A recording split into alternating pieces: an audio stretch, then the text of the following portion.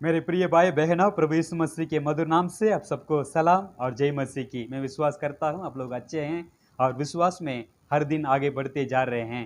प्रभु का नाम हमारे जीवन के द्वारा महिमा होते जा रहा है। आज के दिन परमेश्वर ने और एक अच्छा मौका मेरा जीवन में दिए हैं, शक्ति दिए हैं, सामर्थ्य दिए हैं परमेश्वर के वचन पाठने के लिए। पिछले दिनों में आपके साथ परमेश्वर के वचन पाठ नहीं पाया, उसके लिए मैं क्षमा मांगता हूँ। प्रभु हमें आशीष करें। पिछले दिनों एक प्रार्थना में गए थे जहां अलग अलग प्रकार के लोग आए हुए थे। एक भाई ने अलग अलग प्रार्थना निवेदन समझा रहे थे लोगों को, ताकि एक के बाद एक प्रार्थना करें। तो उन्होंने ऐसे एक प्रार्थना निवेदन बताए कि एक पादरी साहिब ने व्यभिचार किया है, अपनी पत्नी को छोड़कर दूसरे औरत के साथ गलत संबंध रखा है। तो इसी कारण परमेश्वर का नाम उस गांव में, सिर्फ उस गांव में नहीं, आसपास में जितने भी गांव है, अपमान हुआ है। सबको पता चल गया कि उन्होंने पाप किया है। तो उन्होंने अपना घर, सेवगाई, गांव छोड़कर दूसरे गांव में कहीं भाग गया है। तो इसलिए प्रार्थना कीजिए ताकि वो पास्टर जो भाग गए थे वो वापस आएं, मन फिरा के वापस आएं, अपना परिवार के साथ जोड़ जाएं और सेवगाई में लगातार आगे बढ़ते जाएं। तो प्रार्थना कीजिए। तो उस बहन ने ऐसे प्रार्थना करना शुरू किया कि सारे के सारे दोष शैतान के ऊपर लगा दिया और सारे के सारे ना कारण शैतान ही करके उन्होंने प्रार्थना करना शुरू किया और शैतान को बांधना शुरू कर दिया।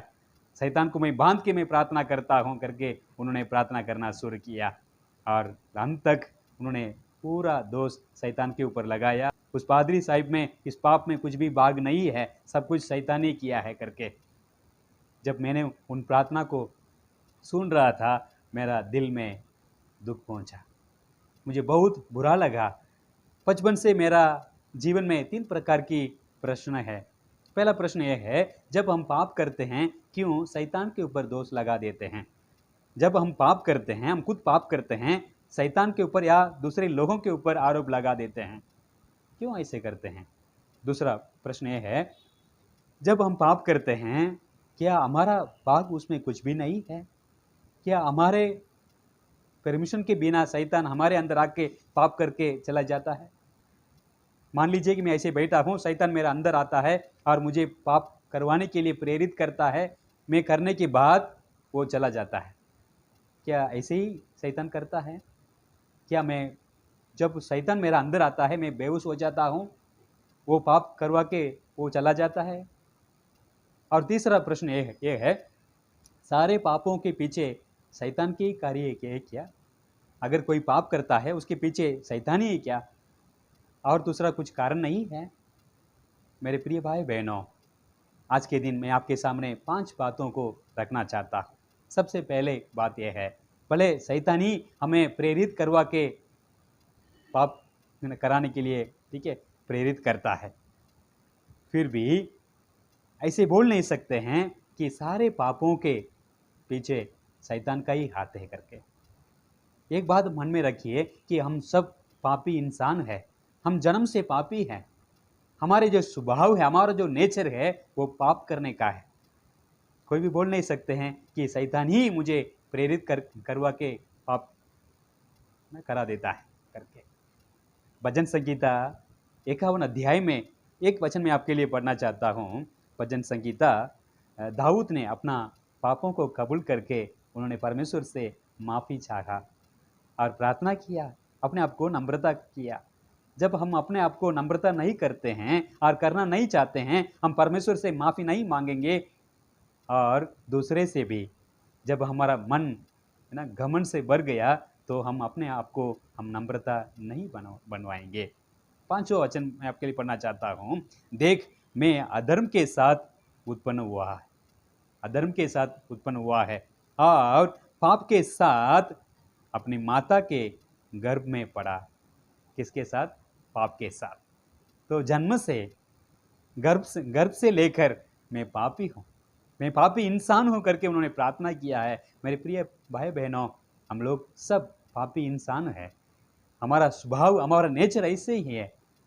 तो हम लोग, भले शैतान हमें प्रेरित करे या ना करे, हम पाप करेंगे। दाऊद का जीवन में देखिए, हम लोग पढ़ सकते हैं ना दूसरा समूएल की पुस्तक में 11वां अध्याय में पढ़ी है। आप पढ़ के समझ सकते हैं। राजा लोग जब लड़ाई में युद्ध में जाने का समय था, तब दाऊद ने क्या कर रहा था? अपना घर के छत के ऊपर वो घूम रहा था। जब वो ऐसे घूम रहा था, एक स्त्री सुंदर थी, बहुत सुंदर थी, अधिक सुंदर थी, वो नहा रही थी, उसको देखा। भले देख लिया, ऐसे छोड़ना चाहिए था, लेकिन नहीं छोड़ा, और उसने किसी और को बुलवाकर पूछताया। जब उनको पता चला और उनको बुलवाया अपने कमरे में, उन्होंने राजा लोग जब युद्ध में जाना चाहिए था, वो नहीं गया। अपना जो ड्यूटी है, अपना जो रिस्पॉन्सिबिलिटी है, वो नहीं कर रहा था। वो है ना, आलसी बनकर वो घूम रहा था। हम सबको मालूम है बत्शेबा के साथ कैसे दाऊद ने पाप किया है। याकूब का पत्रिका में है ना, हम देख सकते हैं पहला अध्याय में, यहाँ सुनिए, परंतु प्रत्येक व्यक्ति अपनी ही अभिलाषा से खींचकर और फंसकर परीक्षा में पड़ता है। अपने शरीर की जो अभिलाषा है, इच्छा है, उसके द्वारा, उसके प्रेरितों के द्वारा उन्होंने ना वो खिंचवा कर, फंस कर वो पाप करता है। हमारा मन जो है ना, वो पाप करने का टेंडेंसी है हमारा मन में। वो चाहता है, पाप करना चाहता है, उसमें मजा लेना चाहता है। ऐसे शरीर है हमारा, तो इसलिए हम बोल नहीं सकते हैं शैतान ही प्रेरित करके हमें पाप करवा देता है। एक बात है। दूसरा बात है, भले शैतान हमें प्रेरित करता है, फिर भी हमें याद रखना जरूरी है, दंड तो हमको ही मिलेगा, हमको ही मिलेगा, क्योंकि शैतान को पहले से परमेश्वर ने दंड दे दिया। क्या दंड था? नरक में जाने का। वो नरक जाने के लिए परमेश्वर ने उनको नियुक्त कर दिया है। लेकिन अभी दंड किसको मिलेगा? आपको और मुझे मिलेगा। आदम और हवा की बात मैं आपके सामने रखना चाहता हूँ। वहाँ क्या हुआ? एदन वाटिका में हम सब जानते हैं। परमेश्वर ने किसको पूछा? सर्प को तो नहीं पूछा, तूने क्या किया है, तूने कैसे मेरे बच्चों को पाप में गिरा सकता है, ऐसे नहीं बोला है। परमेश्वर ने सीधा के आदम से पूछा, तूने क्या किया है? जो फल नहीं खाने के लिए मना किया था मैंने, उसको क्यों खाया? परमेश्वर आदम से ही पूछा, हवा से ही पूछा, क्योंकि उनका ही हाथ में परमेश्वर ने जिम्मेदारी दिया था। इन दोनों ने जवाबदारी थे। परमेश्वर को जवाब देना का जो जिम्मेदारी है इन दोनों के ऊपर है, क्योंकि परमेश्वर ने ही उनको उस एदन वाटिका को देखभाल करने के लिए और परमेश्वर का वचन को और नियम को रखने के लिए दिया था। हमारा हाथ में परमेश्वर ने नियम दिए हैं, परमेश्वर हमारा हाथ में ही ना जिम्मेदारी दिए हैं, तो इसलिए हम बोल नहीं सकते हैं शैतान ने किया है। जब आदम से परमेश्वर ने पूछा, आदम ने बोला, जिस स्त्री को तूने मुझे दिया है मेरा संग रहने के लिए, उसने ये किया है। लेकिन जब हवा से परमेश्वर ने पूछा, हवा बोलती थी ना, ये जो सर्प जो है उसने मुझे ना भड़काया, उसने मुझे चीटिंग करके मुझे ये पाप करवा दिया करके। उस दिन से लेकर आज तक जब हम पाप करते हैं, दूसरे के ऊपर आरोप लगा देते हैं, किसी को ढूंढते हैं किसके ऊपर मैं आरोप लगाऊं, अगर कोई नहीं मिल रहे हैं तो शैतान के ऊपर डाल देता है, क्योंकि शैतान को नहीं देखते है ना कोई जाके पूछने वाला नहीं है क्या तूने किया है करके, तो शैतान के ऊपर डाल देते हैं। तीसरी बात है, ठीक है, मान लेंगे कि शैतान हमें ना प्रेरित करके हमें पाप में गिराता है, फिर भी हम शैतान के ऊपर आरोप लगा नहीं सकते हैं। क्यों? आप अय्यूब का पुस्तक पढ़िए, शुरुआत से लेकर पहला अध्याय से लेकर अंत तक अय्यूब ने एक बार भी शैतान का नाम नहीं लिया है, क्योंकि उसके ऊपर आरोप लगा नहीं सकते हैं। हमारा ही जिम्मेदारी है मेरे प्रिय भाई बहनों। एक बात मैं आपको समझाना चाहता हूँ, जकरिया पुस्तक में 3 अध्याय में 2 वचन पढ़िए, और यहूदा का जो पत्री है उसमें 9वां कलम पढ़िए, वहाँ हम समझ सकते हैं वहाँ क्या हुआ था। जो प्रधान स्वर्गदूत मिखाइल था, तो मिखाइल और शैतान जो लूसीफर है, दोनों के बीच में वाद विवाद चलती थी। उसमें मिखाइल ने क्या बोला आपको मालूम है? वहाँ लिखा है, परंतु प्रधान स्वर्गदूत मिखाइल ने जब शैतान से मूसा के शव के विषय में वाद विवाद किया, तो उसको बुरा भला कह के दोष लगाने का साहस ना किया, पर यह कहा उनके ऊपर दोष नहीं लगाया, परंतु ये कहा ये क्या कहा, प्रभु तुझे डांटे, हे शैतान प्रभु तुझे तुझे डांटे, प्रभु तुझे देख ले। हम लोग शैतान को डांटते रहते हैं, उसके ऊपर दोष लगाते रहते हैं ना, ये आवश्यक नहीं है, अनावश्यक कार्य करते हैं। और चौथी बात यह है, भले शैतान हमें प्रेरित करके पाप ना करवाता है, फिर भी हम उसके साथ लड़ते हैं करके हम प्रार्थना में उसके साथ लड़ने का ज़रूरत नहीं है। प्रार्थना क्या है, परमेश्वर से हम बात करते हैं, अपने पिता से हम बातचीत करते हैं, तो उस समय पे लोग क्या करते हैं, शैतान का नाम लेकर उससे लड़ते हैं। शैतान को मैं बांधता हूँ, मैं उसका ना पैर तोड़ता हूँ, ये करता हूँ वो करता हूँ। कोई कोई ऐसे उपवास के दिन में प्रार्थना रखते हैं, रात को प्रार्थना करते हैं और सोचते हैं कि मैं प्रार्थना के द्वारा मैं शैतान के साथ लड़ता हूँ और उसको बांधता हूँ, क्योंकि उपवास के दिन में शैतान का जो कार्य है वो बहुत होता है, वो अधिक भयंकर कार्य करता है, तो उसको मैं प्रभु यीशु मसीह का नाम से बांध लेता हूँ। तो पूरा रात में वो लोग क्या ना प्रार्थना है ना अंधकार में बैठ के प्रार्थना करते हैं और सोचते हैं मैं शैतान का जो कार्य है, जो शक्ति है, उसको मैं बांध लेता हूँ।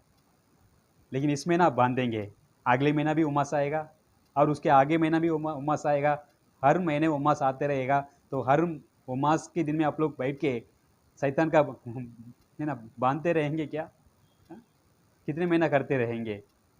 तो ये अंधविश्वास है मेरे प्रिय भाई बहनों, इसमें बहुत सावधान रहिएगा। शैतान इसमें बहुत सारे लोगों को बसवा कर वो मज़ा ले रहा है, क्योंकि आप मूर्ख हो गए हैं, तो इसलिए उसको बहुत मज़ा आ रहा है। और पांचवी वचन को मैं ख़त्म करना चाहता हूँ। भले शैतान हमें पाप करने के लिए प्रेरित करता है, फिर भी हमें याद रखना ज़रूरी है, हमारे अंदर जो है वो इस संसार में जो है उससे बड़ा है। पहला यूहन्ना का पत्री में 14 अध्याय में 14 वचन लिखा है, हमारे अंदर जो है, हम में जो पवित्र आत्मा है वो इस संसार में जो है शैतान है उससे बड़ा है। इसलिए शैतान जो है हमें कुछ कर नहीं पाएगा, हमें कुछ हानि कर नहीं पाएगा, हम जीते रहेंगे। मेरे प्रिय भाई बहनों, आजकल ऐसे हमारा जो जीवन शैली ऐसे है कि शैतान बहुत बड़ा है, हमारा प्रभु से वो बहुत बड़ा है। ऐसे करके हम लोग जीते हैं इस दुनिया में, और हमारा प्रार्थना में ऐसे बताते हैं कि हमेशा शैतान शैतान शैतान का ही नाम लेते रहते हैं। परमेश्वर के प्रार्थना करते हैं, परमेश्वर का नाम लेने से ज़्यादा शैतान का नाम ही ज़्यादा लेते हैं, और हम कुछ कर नहीं पाएंगे, हम लोग गिर जाएंगे, हम लोग हर जाएंगे। मेरे प्रिय भाई बहनों, शैतान ऑलरेडी हरा चुका है, परमेश्वर ने, प्रभु यीशु मसीह ने क्रूस में उसको हरा चुका है, इसलिए वो हार गया है। वापस वो हमसे जीत नहीं पाएगा, क्योंकि पवित्र आत्मा हमारे अंदर है, वो हमें जीतने के लिए वो हमें सामर्थ देता है, सहायता करता है। मेरे प्रिय भाई बहनों, इसलिए डरने की ज़रूरत नहीं है, हम अंधविश्वास में नहीं रहना चाहिए, हम लोग रोशनी में आना चाहिए। परमेश्वर की जो वचन है वो रोशनी है, वो ज्योति है, उसमें आ जाइए, ताकि हम लोग हर दिन हर कदम हमारा रोशनी में आगे बढ़ते जाएं और प्रभु का नाम महिमा होते जाएं। प्रभु हम सबको आशीष